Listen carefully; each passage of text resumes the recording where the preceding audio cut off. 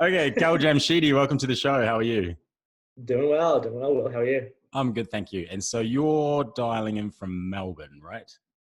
Yeah, living the lockdown life in Melbourne, Australia. Right. And because Melbourne right now has, well, as far as I know from my friends, one of the strictest lockdowns in the world, right? I think so. You can't leave beyond 5 kilometers of your house, and no restaurants open, no bars open, no cafes open. So can't say And there's much going on in Melbourne. and how long has that been going on for? Good question. I want to say maybe like June, July. No idea. At this point, it's just a blur. Wow, so months and months on end of that. Yeah, but it's hopefully 10 days away from at least a relaxation of those rules. So I'm not sure what that exactly means, but Right. And so if you're a fitness instructor, what are the rules around what you can do as a fitness instructor in Melbourne at the moment?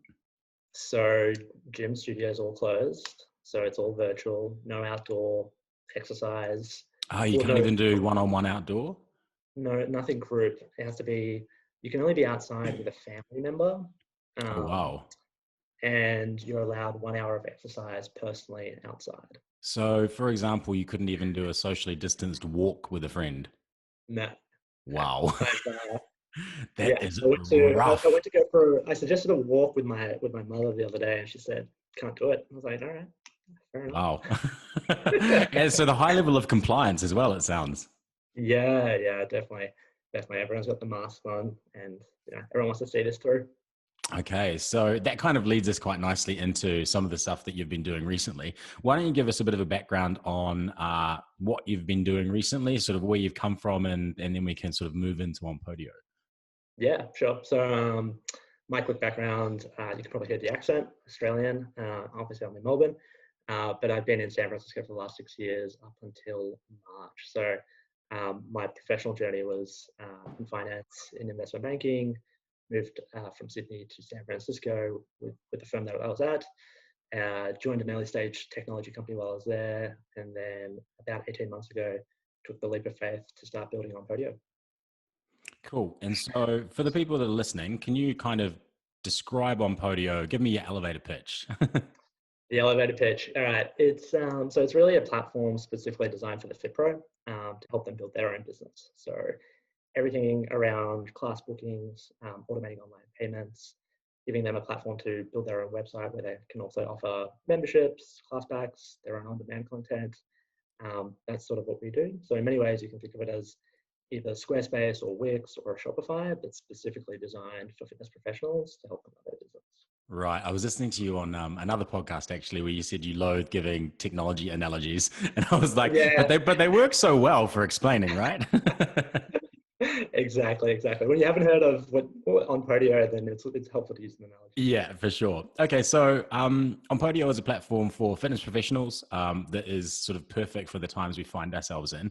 How did you come to found that company? Yeah, so it was really as a consumer. So I'm a bit of a fan of spin classes. I typically went every Saturday morning to my favorite instructor. This is sort of a reflection on San Francisco life. This is in San Francisco. What Uh, studio was it out of interest? Equinox on Union Equinox. Street Okay. in San Francisco. Yeah, so had my favorite instructor. I would go to her, every week in, week out. And one day she came to class and sort of said, "Hey, I'm sort of moving to New York," and I had a pretty visceral reaction to it in that moment as I was sitting there clipping into the bike. And it sort of made me just realize how valuable she was and important she was to my experience as a consumer. I went to that class not for the studio, not for the scented towels at Equinox, not for anything else other than her. There was something about her music, her personality, her jokes. She was technical, but not too technical. That sort of suited me. And it sort of really got me thinking about, well, she had built an amazing brand and an amazing reputation in San Francisco, but she didn't really get to leverage that and Mm-hmm. take that with her to New York. And even if she wanted to do something herself in San Francisco, it was like really challenging. There's no tools and infrastructure built for her to help her really build her business. She had to rely on studios and gyms to give her that infrastructure. I'm sure that for most people listening, they will hugely appreciate the fact that this founding story was driven by the fact that you recognize that an instructor was the most important part of your class experience. Absolutely. It's worth saying that, like, I've obviously worked for Les Mills and Beachbody and then ClassPass, so I've kind of been in the boutique space, and always the most important factor in anyone's decision-making process is the instructor. It's always the number one. Like, things like time slot and location really play into where people choose to go. But once they're there, instructor is just such an important part of it, which is obviously important for people listening to this because this is a podcast designed to assist instructors. But it's nice to hear that from someone on the other side of the class because as an instructor, you can often feel quite it's sometimes you have to put a lot in and you don't get a lot back. So this is nice to hear. Good start. No, it's totally. Well, and like we actually, so after that sort of light bulb moment, ran the little survey of about 200 consumers to sort of validate, was I the only one that felt like this or not? And definitely. So when you say light bulb moment, what describe what that realization was?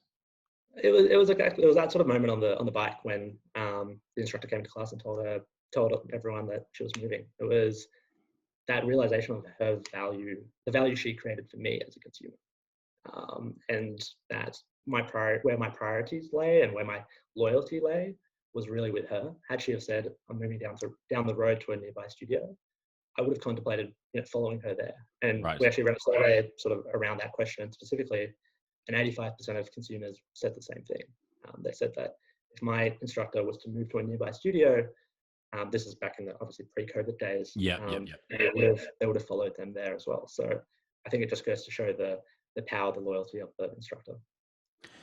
Right. So you realized that you were going to lose your favorite instructor, and then you were working in the sort of startup industry on the west coast of the US. So how did you marry those two things together? Yeah, look, I can't say I ever thought I was destined to go down the founder technology startup path. But I think being in San Francisco... Is that because now that you've done it, you know how hard it is? Could be part of the answer. No, it was never sort of like, I guess, in my blood or in the family blood at least. It was never really my upbringing. But I think having spent 6 years in San Francisco, being immersed in that culture of anything is possible, and how do you take technology and help unlock new value and new opportunities. I sort of eventually got sucked into it, and so from that sort of moment that I had, that sort of light bulb moment to actually starting it was 6 months. It wasn't like I quit my job the next day and started Onpodio. It was a period of like research, discovery, but also convincing myself that the opportunity was there and it was the right thing to sort of tackle. And so tell me a little bit more about Onpodio. Did you start with a fully germinated idea of exactly what it would be, or has it been through some iterations to what it is today? Yeah, it's definitely been an evolution. So I guess after that, we sort of took the leap of faith back in May 2019. And at that point, the idea was really, let's build LinkedIn for fitness. Let's build a platform where fitness professionals can create their online presence that isn't Instagram or Facebook. That's really, and it's not LinkedIn, because LinkedIn isn't really valuable for fitness professionals generally. Mm-hmm. So giving them that online presence and creating that sort of marketplace where the consumer can find their local instructors, find the one that best suits them, their personality, and also see their schedule and things like that. We launched that back in November last year, so November 2019. And candidly, the traction was okay, it wasn't great. And really the feedback that we got from a lot of instructors was this is good, this is helpful, this is valuable and maybe cool, but it doesn't actually help me run my business. So how does this actually help me make more money? Right, because I can imagine, I didn't see this earlier iteration, but when you tell me about it, I can imagine that it's all great, but it doesn't do something that other things don't do already. Exactly. And also it would be incredibly valuable if there was thousands, tens of thousands, hundreds of thousands of consumers on there. Mm-hmm. At that point, you can point to, well, there's no hard dollar return, but there's definitely some soft benefit of being on this platform. But being a startup, just launching it, it's the chicken and egg problem of instructors aren't going to be there unless the users are there. Users aren't going to be there if the instructors are there. So, right. So yeah, we definitely went back to the drawing board and relaunched sort of the current iteration that you see back in May this year.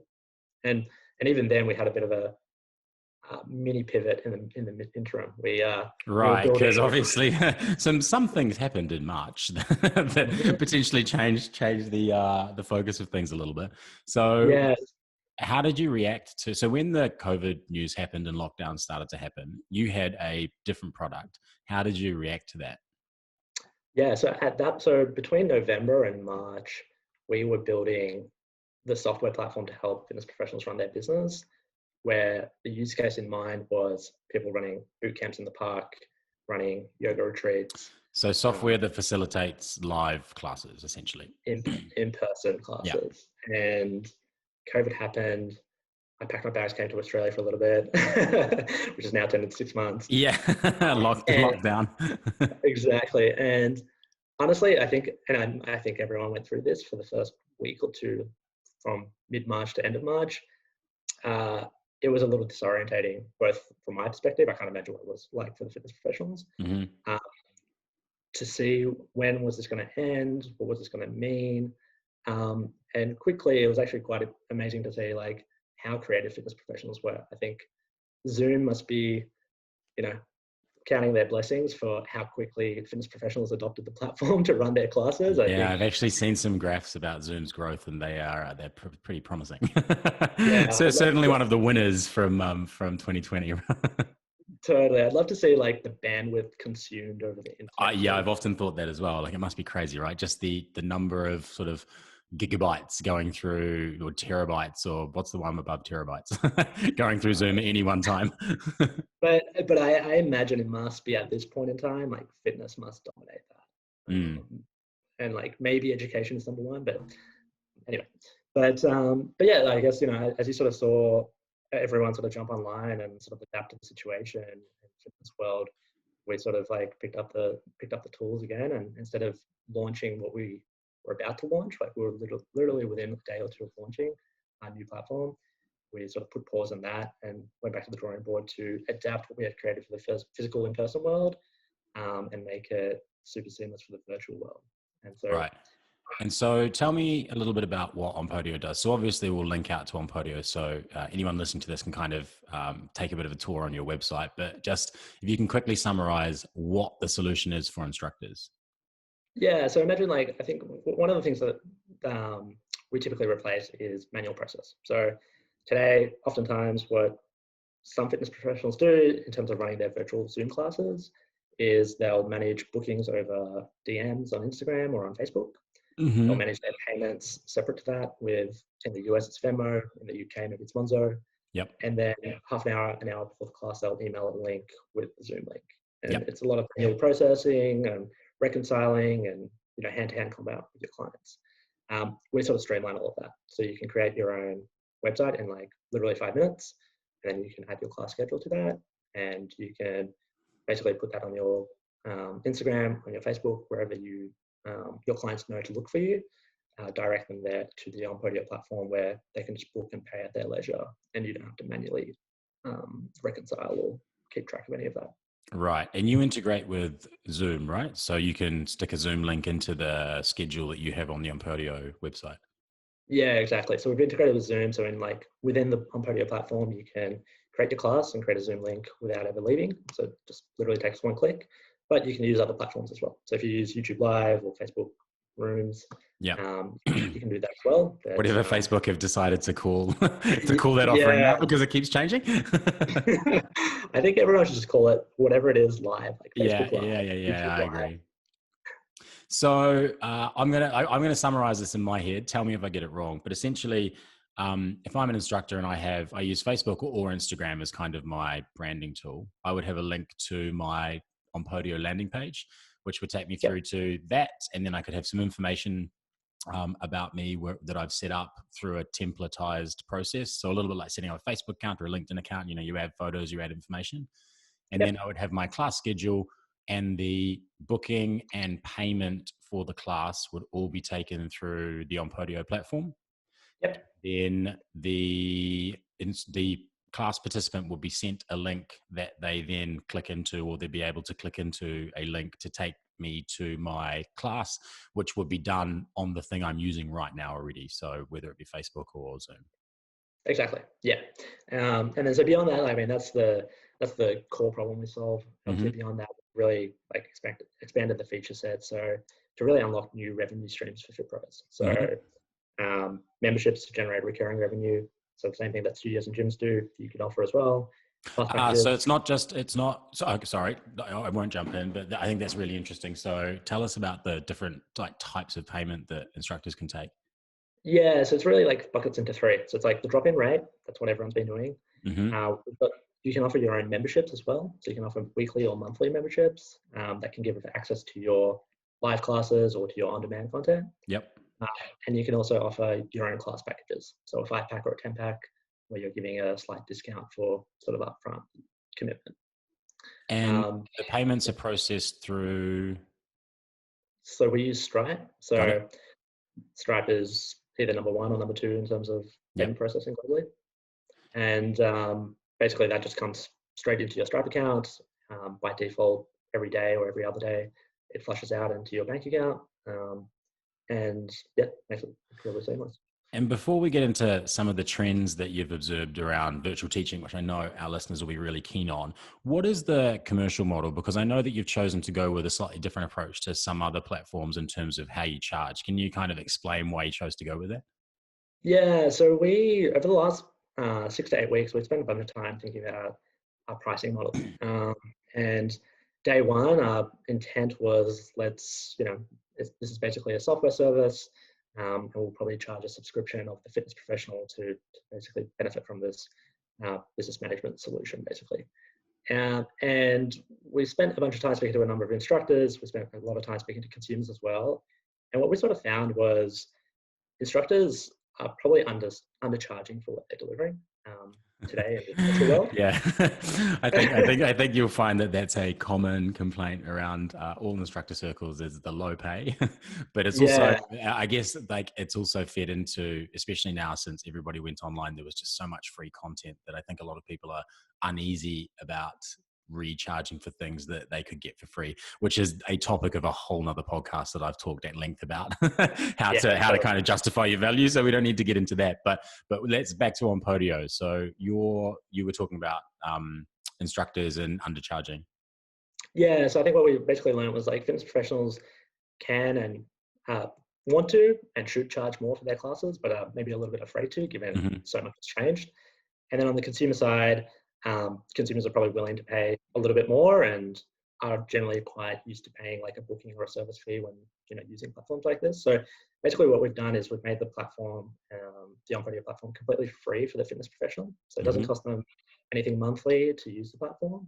Instead, we charge a small booking or service fee on paid transactions that the client pays. So that's our way of sort of being a little bit of a bad guy on behalf of the fitness professional so Yep. that they can sort of maximize their income and their earnings. So to use a tech analogy that I know you hate, I'm going to do it anyway. It's a little bit like when you go to say booking.com or Skyscanner and you see a surcharge or a booking fee on the end of it. So you know that you're paying for the platform rather than paying for the provider. Exactly. So the instructor will set their price, call it $10, Mm-hmm. and then when the client goes to book, he'll say this class costs $10, but plus a service fee of 79 cents. That's Onpodio's fee. So Right. we'll be paying $10.79. Okay, cool.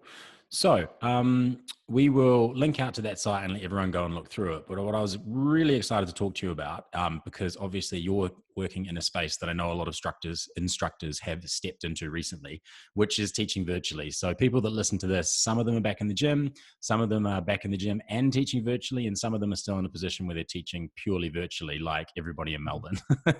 Yep. So what I really like to understand from you is what are some of the trends that you've observed in the time that you've been kind of building Onpodio sort of since COVID? Because I know that obviously it goes without saying that virtual has taken off, but you guys are sitting Yep. on a whole lot of knowledge and data that I really like to share with some of our listeners. So can you give me a taste of some of the trends that you've seen happening? Yeah, sure. Look, I mean, generally, we've probably already covered this a little bit. Is this overnight emergence of the fitness entrepreneur? Mm-hmm. I think one of the things that's been great to see, just generally about the industry, is a lot of fitness professionals are now very much focusing on not just like their career, but their business. Right. I think when fitness professionals enter the industry, they enter it for the passion of the craft. But the reality is, everyone who enters the industry, and this is true for any services industry, you're really oftentimes a business operator from day one. You're an entrepreneur from day one.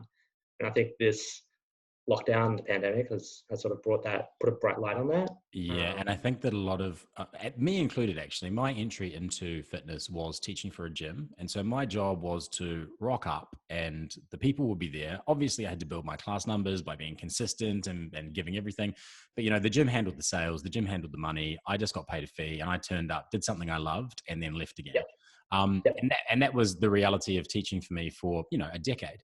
mhm, And then I slowly moved into, so that was when I was a Les Mills instructor. So obviously they're a licensed format, teach through clubs. So obviously I was teaching in a club.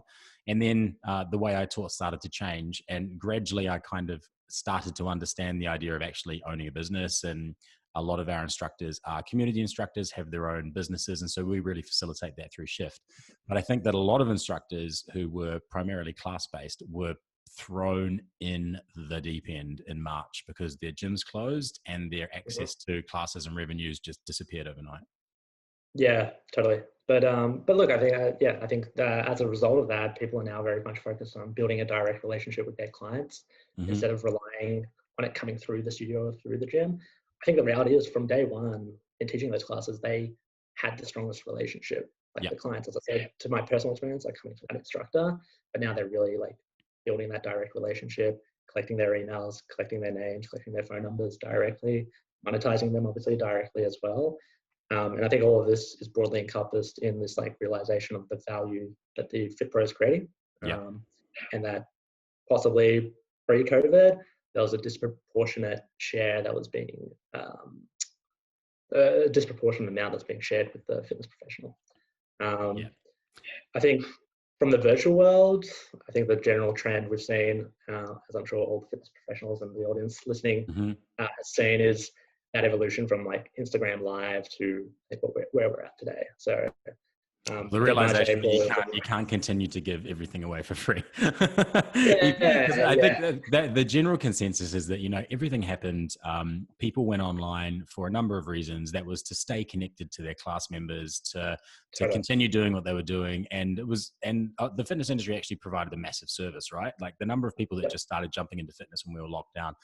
But at the end of the day, if you can't give everything away for free forever. And so in yep, the last few months, people have come to the realization that they need to be smarter about how they do it. And if you haven't listened to the podcast where we go through the 8 things that every instructor should do in 2020, I'm going to link to that so you can have a read through of that. But I'm not going to talk more about that stuff here because I want to hear more from Cal. So what are the biggest challenges that you find that instructors face with running their own business and going digital? yeah. I think I've got like three things here. One would be probably over engineering things, Hmm. um, and I think the two examples I have on that. One thing that, and I think this has come and gone, but like maybe a month or two ago, a lot of people were worried about uh, Zoom links and the passwords and making sure they're changing the password every other day, All right, because which there was that whole that Zoom bombing. situation where Zoom bombing. And look, I think that was like a concern that wasn't really real, but a lot of people spent a lot of time on it. It probably made it a little bit more inconvenient for your customers and Yeah. changing passwords and things like that. The reality of it was it would be like someone walking into a boot camp in the park that hasn't booked or paid and trying to train alongside your paying clients.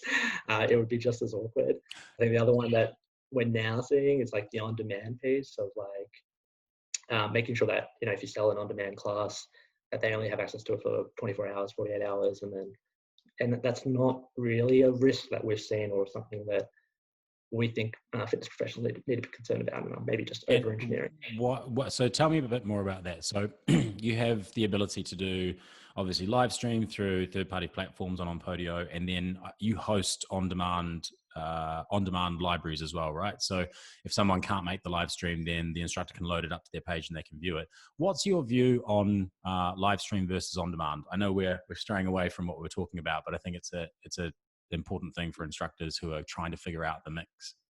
Yeah, I think this has been like over the last month or so, or maybe 6 weeks, we've seen this to become increasingly important. I think this is like a part of this evolution of like the Fit Pro now really building a scalable business Hmm. and now starting to tailor to the needs of the client and giving them that convenience. Obviously, not everyone can attend a live stream. So we've started to see this to be a really massive growth driver for our fitness professionals on our platform. Right now, very roughly, about um, for every for every 2 live streams or 2 attendees to a live stream, a fitness professional is selling about a 1 on-demand. So say you have 10 people attending your live class, Okay. they're probably selling an incremental 4 to 5 on-demand videos as well.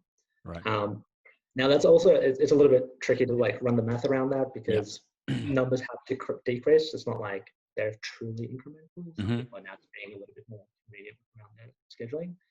Um, the other thing that we're seeing is, I think, to the concern that I was mentioning, like people don't really hoard these on-demand videos. People aren't buying one on-demand video from their favorite instructor and just watching it every day and running that same class. Yeah, for sure. So, I mean, that's something that I've talked about and that we've definitely seen is that on demand is great to have for the convenience of the user, but you don't have to overcomplicate that class because the reality is the on demand class will be watched once, maybe twice if they liked it, but probably not more than twice. And so, trying to sort of make it super pretty and practicing and doing all that sort of stuff is just an over complication of something that can just be as unrehearsed as a live stream in reality.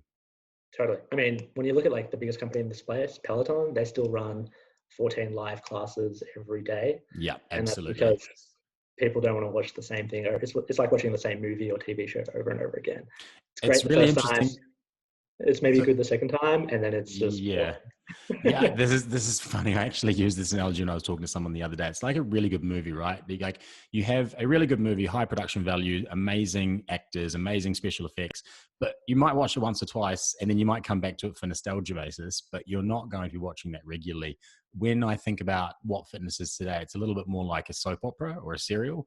Like you come, it's Mhm. it's low quality, it's 30 minutes, it's Bold and the Beautiful, Neighbours or Home and Away, I should say, if I, from an Australian perspective. But you're coming back for a little bit of consistency. It's like the quality is not that great, but you're getting fresh stuff every day. New storyline, Yeah. new Yep. twin, new baby, new car crash. And you actually get to be part of it. Oftentimes, like, Okay, so but, overcomplication was the first one. What are the other issues that you think that instructors are facing? I think two is the not charging enough, but I think we've Right. sort of probably already touched on that. But I think just to reiterate the point is, at least in the US, in San Francisco, if you want to go to a Soul Cycle or Barry's class, they were $35 a pop. And instructors are rarely charging over $10 right now for their classes. So I think there's definitely, I think there's a bit of a fear to charge more, which is fair enough. There's a lot that's changed, Mm-hmm. but I think what we'll see over the next couple of months is, fitness professionals now realizing their value and their worth. Yeah. So when instructors ask me about this, my response is always that you need to lean into the value that you can provide that other people can't, which is personalization and community. So it's not just the class, it's everything you do for your people that are coming outside of the class. It's keeping them accountable, it's having a Facebook group or some other digital place for them to meet. It's personalizing the service, asking them what kind of workout they want, giving it to them, asking them about the playlist they want, giving it to them. But a lot of instructors really don't know what price to charge. So, do you have any data on what is a sweet spot for a good instructor at the moment? Yeah, so we actually see quite a range. So this is using US dollars, but Hmm. we see everything from about $7 to up to actually $30 classes. Really? Just depending. And so, what are the $30 classes on your platform? What is the genre? Are they super famous instructors or? They're not actually. They've just carved out a very niche and loyal customer base. So the one that I'm particularly thinking of, it's I think it's called a level 3 kettlebell class. Hmm. Um, so and it's 90 minutes, so it's a little bit longer Okay. than obviously Yep. Yep. Yep. typical class. But even still, it's a high value proposition class that's quite unique, it's quite special, that people can't get anywhere else basically. Um, and then, as you said, like they've really lent into that Hmm. their value proposition.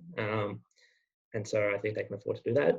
The sweet spot, I think if we took an average, it would be at about a $10 per class rate. Mm-hmm. Um, but I think you can see, I think we'll see that number increase over the next couple of months. That's really interesting. I think that a lot of instructors are very scared to test this out, but I think it comes to proving your value, and as my friend Emma Barry says, your poverty serves no one. And so you really need to make sure that you're building on the ability to provide value and therefore charge what you're worth. So you said something about niching, which is another thing that I think is really interesting from instructors. So I know that we'd had a quick conversation before this, and you talked about carving into your own niche. Can you maybe explain a little bit more what you mean by that? Yeah, I think like one of the things that we've found instructors on our platform to be to serve them well and has allowed them to be more successful is really carving their niche, and really to begin with, like focusing on getting those first 10 customers, those Mm-hmm. really loyal fans of yours. They might be friends, they might be family, and that's okay. But not trying to be everything to everyone to begin with, I think, is important. And sometimes the fact that the world is now virtual, people think, well, I should now try and appeal to a virtual global Yeah, audience. this is where I was going with that. I think I've fallen into that trap myself, and I know that a lot of instructors have. Whereas you can access everybody, right? So theoretically, everyone in the world is now a potential customer.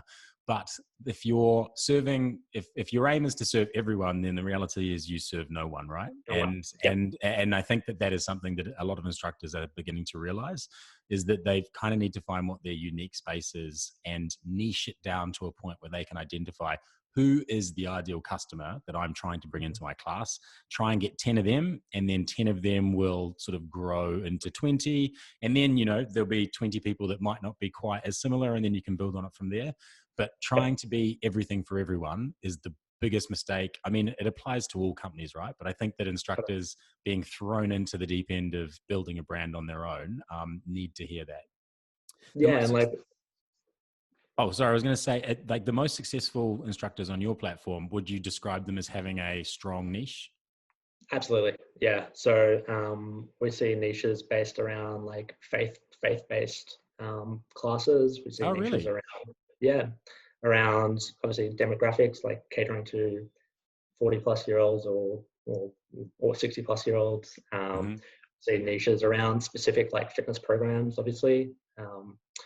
So yeah, that's where we see the most success, or where we see people on our platform have the most success, is where they've carved out their niche. That's what they eventually become known for, and why word of mouth starts to spread around.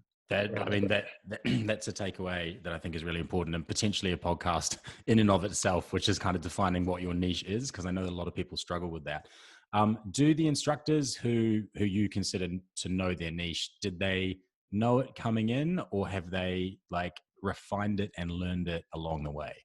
Obviously it's a relatively short time frame, but I'm just Yeah, curious, like you've obviously got instructors who are on the platform. I imagine that they've built up their following on the platform. Did they have a strong understanding going in, or have they cut it around the edges and refined it? I think a bit of a mix. I think there were those who came in with their niche and have done well, and then I think there were those who didn't have a niche or didn't focus on a niche, and eventually learnt to focus on a niche. So Yeah. um, and not really an answer to your question, but yeah, a little bit of a Well, it's early days. It's early days. I was just curious.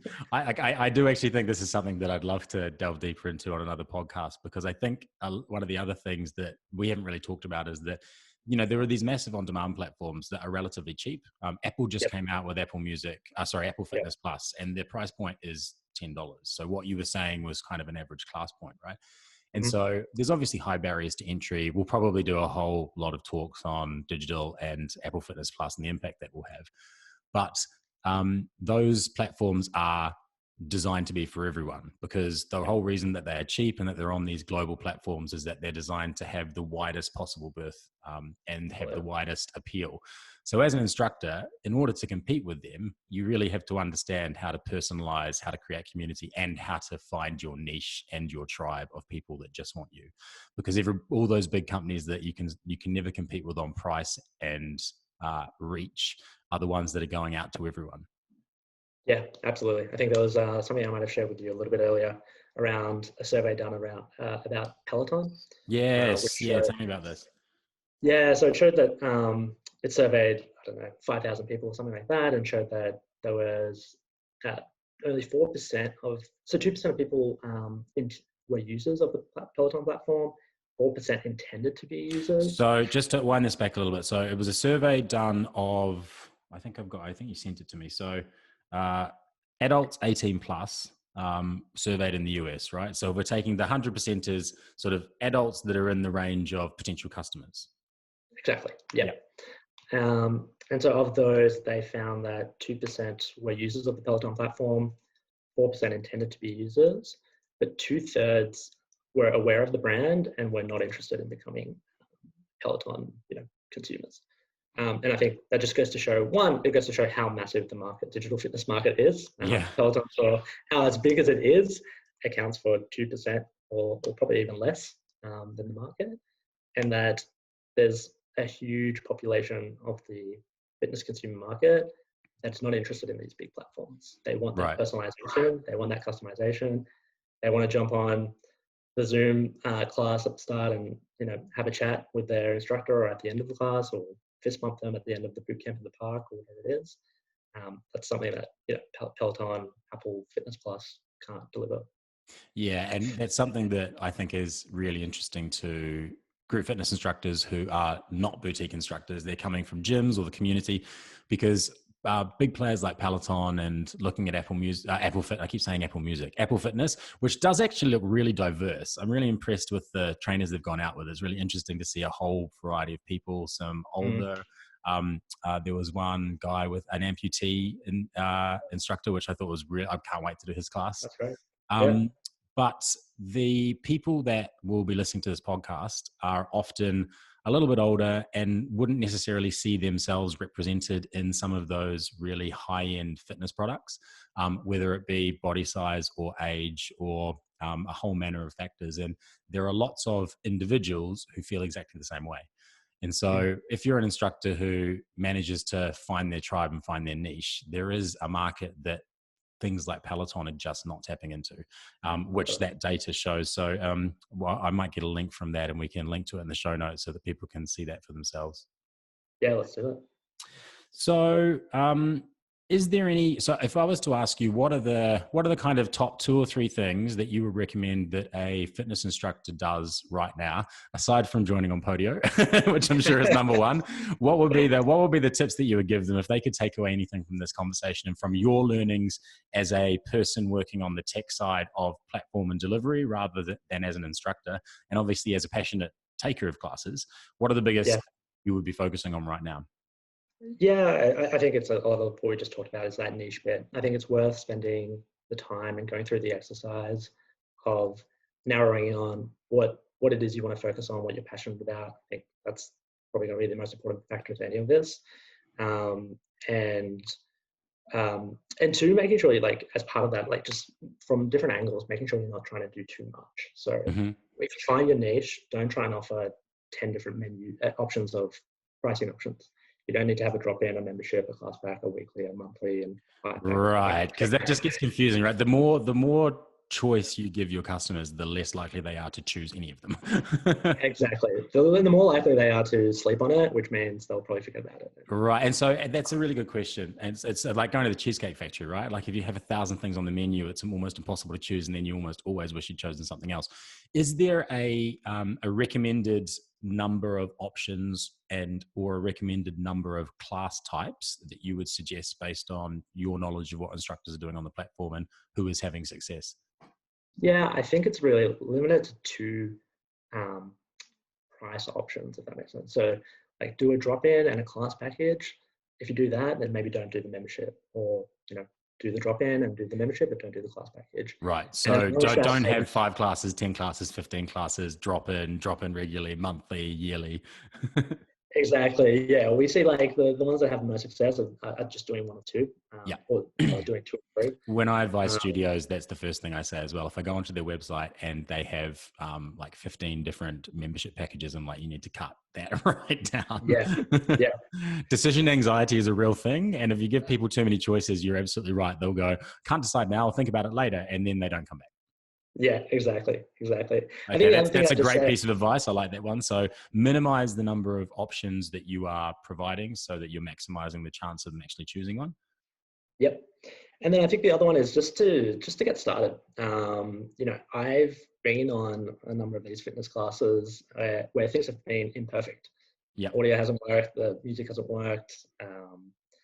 There's just technical difficulty. People are joining the class a little bit late, whatever it is. It's all fine. People don't. I Yeah. think you know. I think everyone generally over-indexes on perfection, and Yeah. fitness professionals are probably skewed even higher towards over-indexing on perfection. And it's just not going to be perfect, and it doesn't need to be. That's not what people are.